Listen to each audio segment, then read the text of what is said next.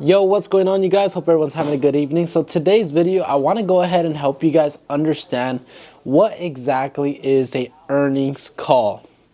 Today, one of the biggest companies in the stock market, Tesla, went ahead and reported their earnings call, and it significantly impacted share price after hours. So before you guys understand what an earnings call, you have to understand when they are announced. They are announced before the market and after the markets close. So if you're on Pacific Standard Time, before market time would be 6:30 a.m. before 6:30. After hours would be after 1 p.m. So earnings calls are typically when a company shares its results with its investors. What are its revenues? What are its cash reserves? What are its I guess you can say production numbers, profit numbers, it's, I guess, guidance. You know, a company has to give all of its financial reports to its investors to know if it's progressing financially or regressing financially as a company. And investors look at these numbers, their expected revenue and their expected earnings per share, to tell if the stock is either increasing in value or decreasing in value based on its productivity. So investors oftentimes wait for these earnings reports to either pull the trigger on buying shares or pulling the trigger on selling shares. So in this case, Tesla went ahead and got a really spike at the end of market, but later on corrected down towards lower end below 380. Why did this happen? So there's two components to the earnings call or earnings report.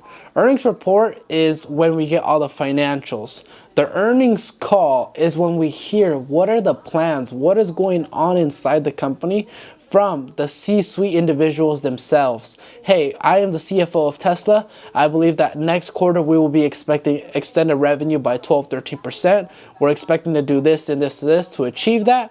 Or I am the CEO, Elon Musk, like today went ahead and made countless announcements on Tesla's future plan for product reveals, such as their semi-trucks, such as RoboCab, such as production of Optimus, trying to get them into multiple warehouses and production scenarios to make them more efficient as a product and begin scaling production of them.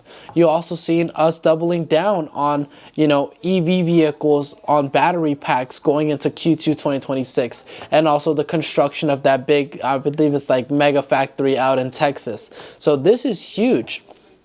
It's an informative call that comes out every 3 months, which is Q1, Q2, Q3, and Q4, where these companies have to share the reports. So reports and earnings, earnings report and the earnings call, they're the two components of an earnings report from a company, and you have to know how to understand them both. As a trader, how do I play these? Well, in my experience, I've learned that earnings calls are oftentimes like a black and red. You can have the best judgment, and realistically, if you base enough data behind your investment and it really is bullish, there really has been an increase in revenue, there really has increase in demand, increase in productivity as a company, good headlines have came out, maybe they can be earnings, and you position yourself for some call options in the midterm to short term will be very bullish and great for you.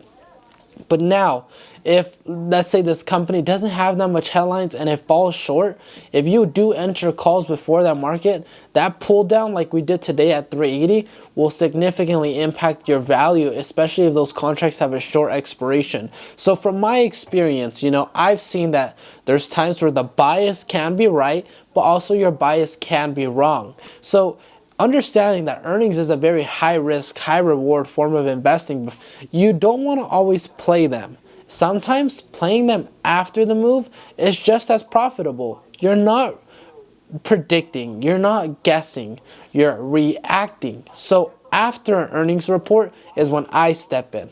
When the guidance is really bad and the performance is very bad and stock price falls, there's always an investor out there that believes in the long-term picture of the company and will buy at these lower rates compared to the previous highs before the earnings report. You see, a Q1 doesn't determine a Q2 or a Q1 of the following year. It's just a rough quarter, which is a rough 3 months. There's still 3 more in the year for the company to kind of recover and prove itself, redeem itself, right? So that's when you guys want to start developing this understanding of an oversold company after earnings. If the fundamentals fundamentals are still there of the company, they just had a rough quarter, it happens. But now, when things come down very aggressively, like for example, after an earnings call, buyers do step in and make it come back up. So don't look at this like a guideline to every single earnings call, but for the most part, when there's a fundamentally good company and it's oversold, buyers do step in and make it come back up. Vice versa, as if a company is overbought, people will always begin to take profits after earnings report and stock price will come back down. So it's better to trade them after, but not trade them before. My experience to you. Of course, everyone by their own means. If you have enough data, you really do believe in the company, you're well informed, go ahead. But my experience, I felt like I've been well informed in some trades and it's absolutely backfired on me. So playing earnings after, playing the company after is going to be the best scenario you could possibly do, because now you're reacting to what's happening, not predicting, and maybe losing your account or losing the full 100% of the portfolio or losing the full 100% of the capital exposed in that position. So I hope that's able to kind of help you guys understand how an earnings report and call impact a share price, and also how to navigate them as a trader so you're not getting caught in losing money trying to predict them. Also understand that earnings calls and earning reports, when they come for a specific company, they're increased volatile events. So you'll see share price move very aggressively as we approach a company's earnings, because investors are pivoting to, are they going to sell before the earnings report, or are they going to buy before the earnings report to buy it cheaper before it goes up, or sell at the high before it goes down. So increased volatility happens around these earnings. So sometimes as a trader, if you're just beginning and you don't really know how to navigate volatility, just stepping to the side for that earnings week, or maybe the week and a half after earnings, maybe price can then become more stable and easier for you to navigate as a beginner trader. So I hope you guys are able to kind of, gain a little bit of info, a little bit of help and knowledge around navigating earnings as an investor or beginner trader. And this video is able to help you guys, avoid losing some money and just learn from my mistakes. Hope you guys enjoyed this video. If you did enjoy today's video, leave a like and subscribe. Thank you guys all for supporting me on this journey. Jerry Trades and SoCat Trading Group, over and out.